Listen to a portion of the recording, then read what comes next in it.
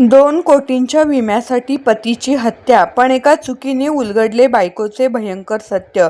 पैशांची हाव आणि अनैतिक संबंध माणसाला कोणत्या भयानक थराला नेऊ शकतात याचा एक अत्यंत धक्कादायक आणि थरारक प्रकार कर्नाटक राज्याच्या बेळगाव जिल्ह्यात नुकताच उघडकीस आला आहे. जन्मोजन्मीची साथ देण्याचे वचन देणाऱ्या पत्नीनेच केवळ पैशांच्या लालसेपोटी आपल्या पतीचा अतिशय निर्घृणपणे काटा काढल्याने संपूर्ण परिसरात मोठी खळबळ उडाली आहे.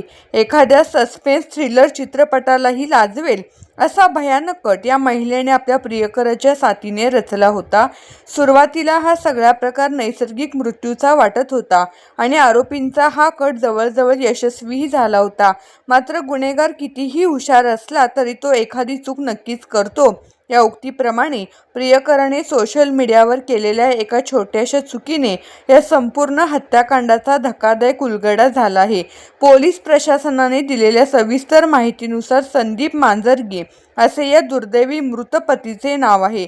संदीप आणि त्यांचा व्यावसायिक भागीदार पुंडलिक यांनी काही काळापूर्वी मिळून एकत्र हॉटेलचा व्यवसाय सुरू केला होता. मात्र याच व्यावसायिक भागीदारीच्या काळात संदीप यांची पत्नी सुमा आणि पुंडलिक यांच्यात जवळीकता वाढली होती आणि त्यांचे प्रेमसंबंध प्रस्थापित झाले. या दोघांच्या मार्गातील अडथळा कायमचा दूर करण्यासाठी आणि संदीप यांच्या नावे असलेल्या विविध 3 नामांकित कंपन्यांमधील सुमारे 2 कोटी रुपयांच्या विमा पॉलिसीची भक्कम रक्कम हडप करण्यासाठी या दोघांनी मिळून हा अत्यंत क्रूर कट रचला.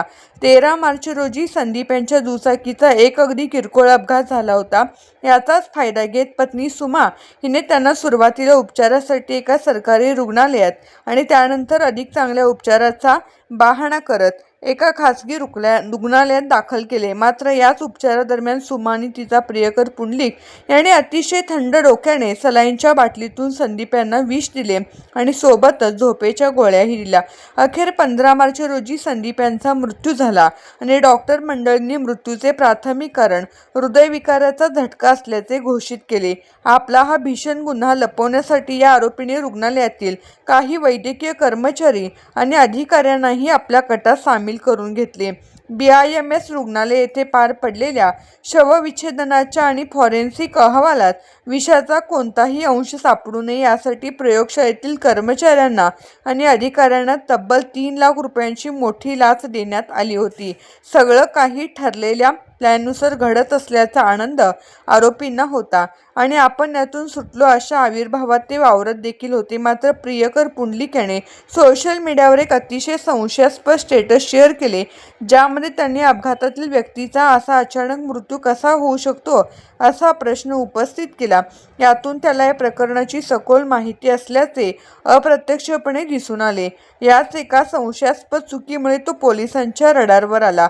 पोलिसांनी त्याला तात्काळ ताब्यात घेऊन पोलिसी खाक्या दाखवतच त्याने संपूर्ण गुन्ह्याची आणि कटाची सविस्तर कबुली दिली. सध्या बेळगाव पोलिसांनी या अत्यंत गंभीर प्रकरणात वेगाने सूत्रे हलवत मुख्य आरोपी पत्नी सुमा, तिचा प्रियकर पुंडलिक यांच्यासह गुन्ह्यात सामील असलेले डॉक्टर, भ्रष्ट सरकारी अधिकारी आणि फॉरेन्सिक लॅबचे कर्मचारी अशा एकूण 9 जणांच्या मुसक्या आवळल्या आहेत. आरोपींकडून गुन्ह्यासाठी वापरण्यात आलेले विषाचे डबे, सुया, मोबाईल फोन आणि इतर महत्त्वाचे साहित्य जप्त करण्यात आले असून या प्रकरणाचा पुढील तपास सुरू आहे.